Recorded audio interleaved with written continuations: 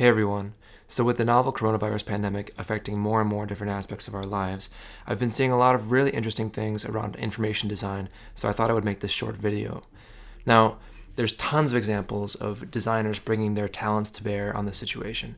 Everything from smartphone apps and physical object design to artistic messaging of all kinds, and on and on and on. In this video, I just wanted to comment on two examples that represent one critical aspect of information design, which is clarity. So, when a person confronts a design, the most important thing they need to be able to do is understand what it means and what they need to do next. Human-centered design legend Don Norman talks about this in terms of understandability. His colleague, Jacob Nielsen, another major figure in UX, who developed these 10 heuristics for usability design, heuristics or best practices, one of them is a match between the system and the real world. What this means is designers need to use concepts and words that are already familiar to people, that people can connect with, that people can understand quickly and easily and act upon. One place that clarity has really been falling short in this current pandemic is this term practice social distancing. All over Philadelphia, where I live, you can see signs like this telling you to practice social distancing, and then in parentheses after that, they explain what that means. This word is so bad for so many reasons. First, it's abstract. Practice. No normal person talks about practicing this or that. It's a very academic way of talking. Social distancing, it's not only abstract, but it's also incorrect, as many people are starting to point out. It's not that we want to socially distance. We actually need to communicate with each other and keep up our bonds and relationships and so on. It's that we need to physically distance. So as I said, many people have been pointing out the shortcomings with this term. One UX researcher on Reddit posted this as an example. They say, as a UX researcher, I study how people understand technology, content, and messaging for a living. During this crisis, vague messages like practice social distancing will have far less impact than concrete, specific messages like stay at home, get groceries once per week. The abstractness, vagueness around practice social distancing may be one of the reasons that it was really hard to get people to do it in the first place.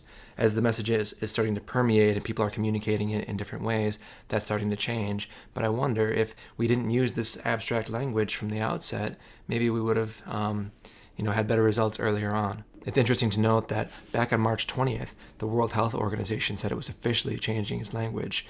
We're changing to say physical distance, and that's on purpose because we want people to still remain connected.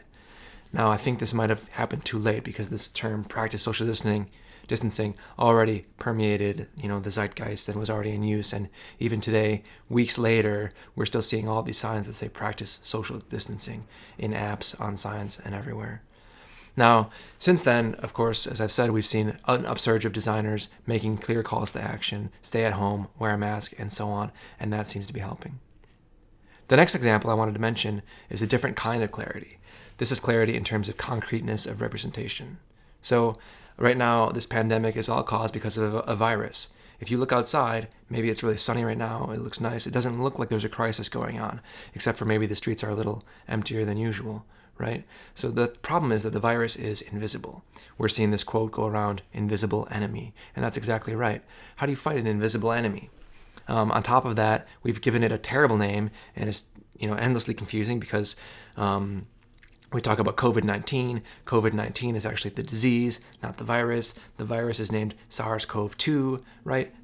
This is all very abstract. So these terrible names also just make it feel much more elusive. So what do you do about it? Well, if you can make the invisible visible, then you can do something about it. So you may have seen this image, or one like it. This was created by illustrators from the CDC.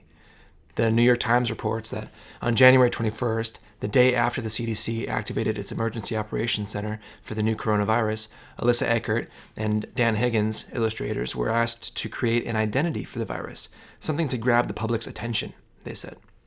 So they did just that. They created what they call a beauty shot. This is a detailed solo close-up of the virus so people can get a really good look. Another piece is they chose a stony texture, even though the virus doesn't have a texture in this way per se. They wanted it to seem like something you could actually touch. Miss Eckert says that they also created these big spikes, casted shadows, because they wanted to help display the gravity of the situation and draw attention. So this is another way to produce clarity and concreteness, is by giving something that's invisible a concrete representation. This increases clarity. So these are just two examples of interesting information design issues around the pandemic, and we're sure to see more. So in the coming weeks, months, maybe even years, we don't really know yet, but as you see images, infographics, calls to action, charts, reports, just remember that these are all designed.